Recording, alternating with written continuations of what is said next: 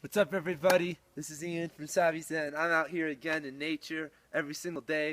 I'm doing daily videos, but I'm also going to be out hiking the mountains around Las Vegas every single day. It's one of my favorite things in the world. But to beat the heat, though, and to really get up here in that transient time, the city, which in yoga means the boundary, right? The boundary between night and day, you have to get up early. Everyone in yoga knows that at all the monks and all the shalas, everyone wakes up and does it really early. In Mysore, they have lessons or classes starting at 3 a.m. in crazy times. So how do you do that other than being miserable? Is there a path to being an early riser? Yes, there is. Unfortunately, there's no easier way around it except to start getting rid of the excuses. Number one, the first thing you have to do is control your schedule. No one else controls your schedule. Your significant other, your kids, nobody else does. You need to plan and work things out and understand how your schedule works, what you have to do, what your priorities are, and then you'll see how being able to wake up at 4 or 5 a.m. is going to actually happen.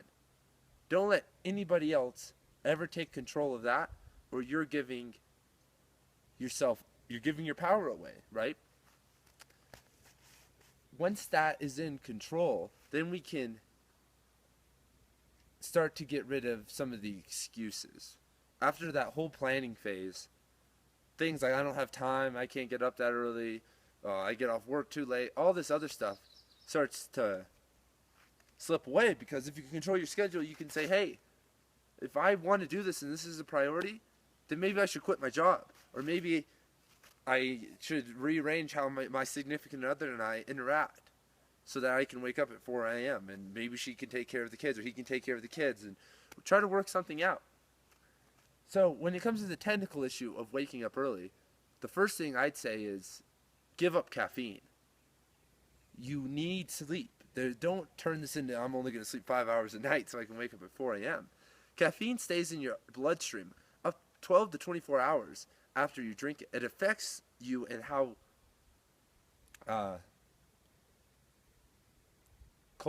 how active your brain is. So if it's affecting, if you drink something at 10 a.m. and you're trying to get to bed at 8 or 9 a.m. to give a full night of rest, your brain's still active.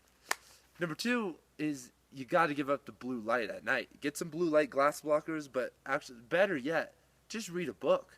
Read a book and do some journaling and clean your house. And that lasts 2 or 3 hours before your bedtime. You know, do your high priority stuff where your mind is at its strongest, which is what the morning's for, at the start of the day, and do like the stuff you can do anytime at the end of the day, like journaling and reading a book and cleaning. Don't do that in the morning or some other time because you have bad planning. Number three is, and about the caffeine too, yoga does not really coincide with caffeine. Yes, you can do whatever you want. I say free reign. If you want to do it. But, stimulations that wave you out of a sattvic mind, which is a peaceful mind state, throw you off course. Number three is wake up at the same time every single day for at least 30 days. Do a 30-day challenge. Say to yourself, I'm going to do this. No matter what, I'm going to get up. Even if it's for 2 or 3 hours. Set like one of those limits where you say, okay, after 2 or 3 hours, maybe I can take a little nap. If you just it's disastrous and you only get 3-4 hours of sleep, right? And you really need to do it.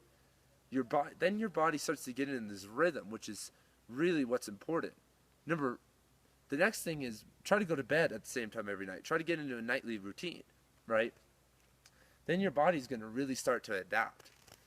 A few other things I like to do is, watch the sunrise and the sunset. Unless you live in a really weird place where it's really dark or really light, most of us can do that every single day if we wake up early and go to bed early.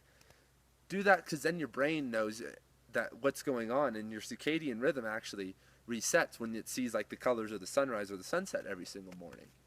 That's pretty awesome. The next thing is keep a journal. An entry to see what time you woke up, if you failed on your 30-day challenge, how you feel. That will be great. that would be a great assessment. And maybe add what the next point is what you eat at night. Some people fall asleep easier if they eat. It just depends. You should know. Some people test eating carbs before bed or eating fats before bed. Not before bed, but 2 or 3 hours before as your last meal. Some people do better with carbs before bed, and that helps them go to sleep. And other people have a genetic disposition for fats and proteins. I'm more of a carb type of guy at night, even though I actually don't eat too many carbs. I like to stay more on the ketogenic approach. But I'll eat some sweet potatoes 2 or 3 hours before bed, and that kind of starts sailing me down the track. As other people, they may be able to eat a fat or a protein, and that will get their kick for them. The number one thing, I mean, all these things, I can just name things all day, is that you have to want this. You have to stop making excuses and really believe that this is the right thing. If you saw my 2-part series on why you should do yoga in the morning and why you shouldn't do yoga in the morning, you'll understand that there's cost and benefit of doing yoga in the morning. But whatever you do first in the morning is you're going to have your full attention focused on that. There's no distractions in the morning. At night, so many things can happen. There's so many more distractions. When I wake up every morning at 4 a.m., there's nobody up. There's no one to hit me up and be like, yo, there's no crises. There's no emergencies, most likely, right? So when I shut off my phone at 6 p.m., that's when crises happen. That's when distractions happen. That's when people hit you up to do something, or someone's like, I'm in the emergency room, or this, that, or the other. Once your phone's off, then you're chill, right? Then you don't got to worry about any of the stuff, and you can go to bed, wake up in the morning, and handle it. Most everything you don't really need to do. A lot of people don't like that. A lot of people can't let go if they're a parent or some other things. But if that's a priority, like I said, which is the first step is control your schedule. Figure out what you really care about. Then you'll understand about this. Once you become an early riser, life is so amazing. I'm out here before there's even sunlight. Even in the summer, it's barely getting light, and it's such a transient and beautiful time. And also, the sun's going down right now. I'm going to be out here at night, too, and I'm going to be back at my house at 8:30. I'm going to spend about an hour in darkness, just walking around the woods on my descent. And then tomorrow morning, I may be back up here for some more nighttime, and it's like, it's kind of an amazing thing that noontime in the forest or in other places suck. Nighttime in the morning are like the best. The birds are chirping, things are going on, other animals are out, the energy at its highest, the shamanistic or sorcery energy is at its peak.